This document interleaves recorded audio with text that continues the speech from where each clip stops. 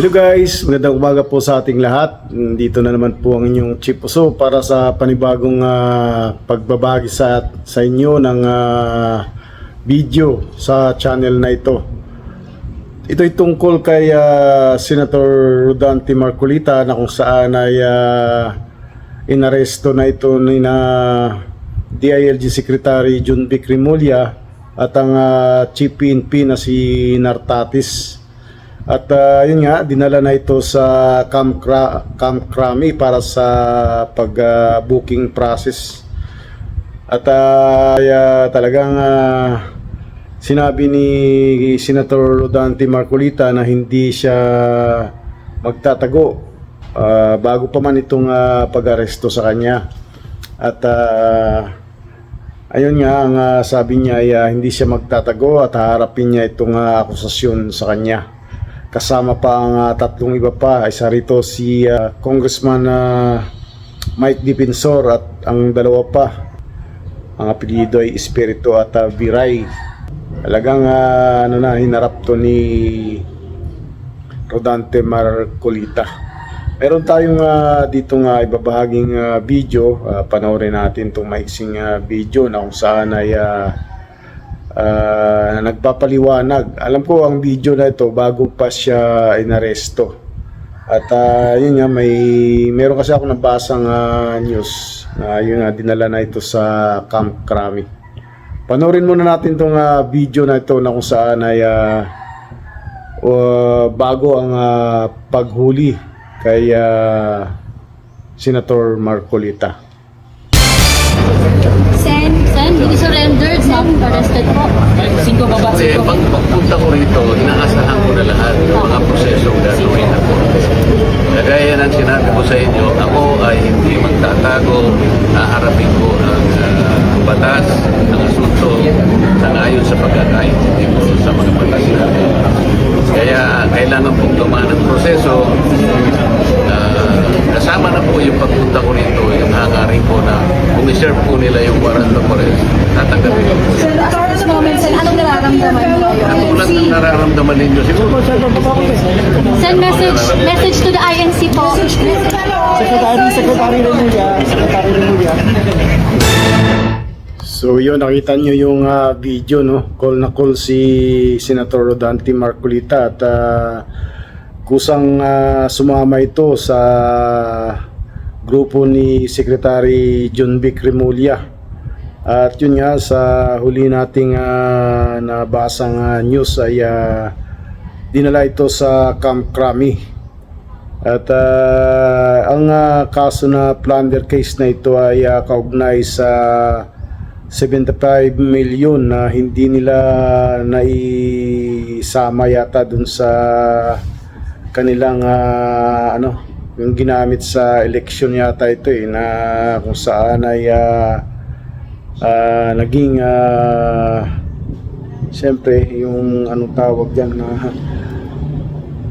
kaya lang hindi niya na-declare ito sa kanyang salin din at yun yata ang naging mabigat na kaso na kanyang kaharapin at kasama dito yung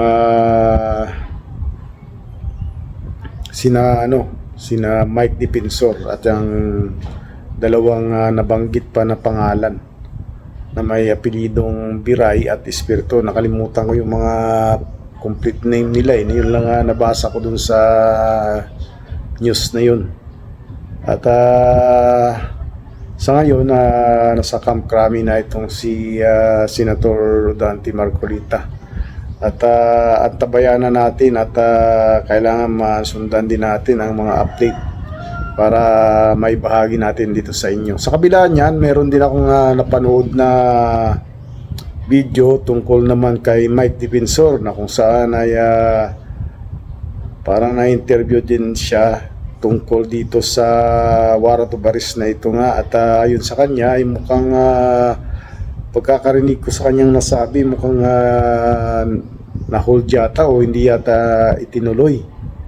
So para malaman natin, panoorin natin itong kanyang paliwanag dito sa video na ito. Magandang umaga po sa inyong lahat. Kanina lang po ay nagdesisyon ang Sandigan Bayan na i-deny ang motion to quash o ang pagpapahinto ng warrant of arrest laban sa amin ni Senator Dante Marcoleta. Kami na lumalaban sa korupsyon ang nauna pang nakulong sa isang kasong walang batayan. Sa aming pong pagkakakulong ay hindi na po kami makakapagsalita sa korupsyon na ang gusto lang naman namin ay lumabas ang katotohanan. Transparency, accountability, and justice. Nauna pa kaming makulong kesa sa mga totoong nagnakaw sa kaban ng bayan. Makukulong nyo kami at mapapatahimik pero hindi po kami susuko. Salamat po sa lahat ng inyong suporta.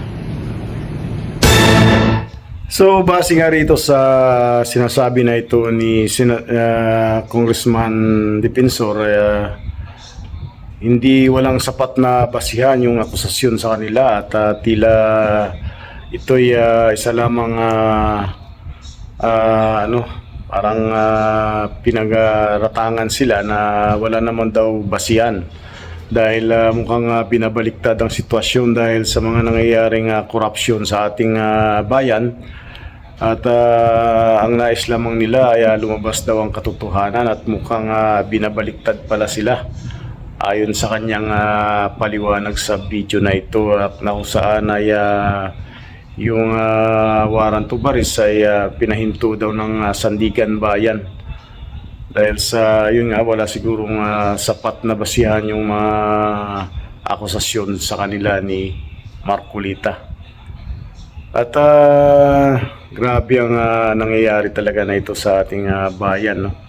So kung ito'y dapat din natin abangan itong mga ganitong pangyayari dahil siyempre karaniwan sa atin nagkukomentar tayo, nagbibigay tayo ng mga pahayag minsan na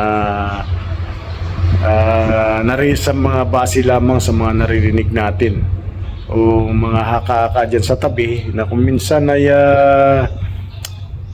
maraming dagdag bawas na ng mga impormasyon at ito dapat tutukan din natin para at least kahit paano alam natin ang nangyayari sa ating paligid lalo na sa mga opisyal na ito ng ating gobyerno na sila nagpapatakbo ng ating bansa at sana'y lumabas talaga ang totoo kung sino talaga ang may sala.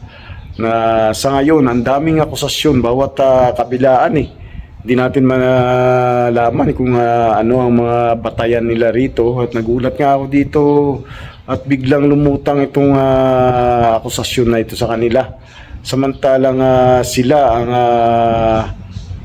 isa sa mga tumututok sa mga nangyayaring anomalya sa ating gobyerno. Alam natin na ang daming involved lalo na sa flood control miss na yan na hanggang ngayon ay pinag-uusapan at ilan lamang ang nakulong lalo na yung mga katulad ng mga unang nabanggit na mga kontraktor na sumuko at ikinulong. Pero ang mga malalaking isda na nariyan pa rin na gumagala ay talagang mahirap kasi biro mo yan isa na rito si Sinano nakulong na yung isang senador tapos ito isa na naman. So yung mga taong unang inakusahan nasaan na yun, di ba? Parang pag-alagala pa rin. So napakahirap ng ating sitwasyon. So yun lamang po at sana ay nagustuhan ninyo itong ating ibinahaging video na ito. Kung nais mong magbigay ng iyong opinion, komento, reaction, comment lang sa comment section sa mismong video na ito. Hanggang sa muli, marami pong salamat. Bye-bye.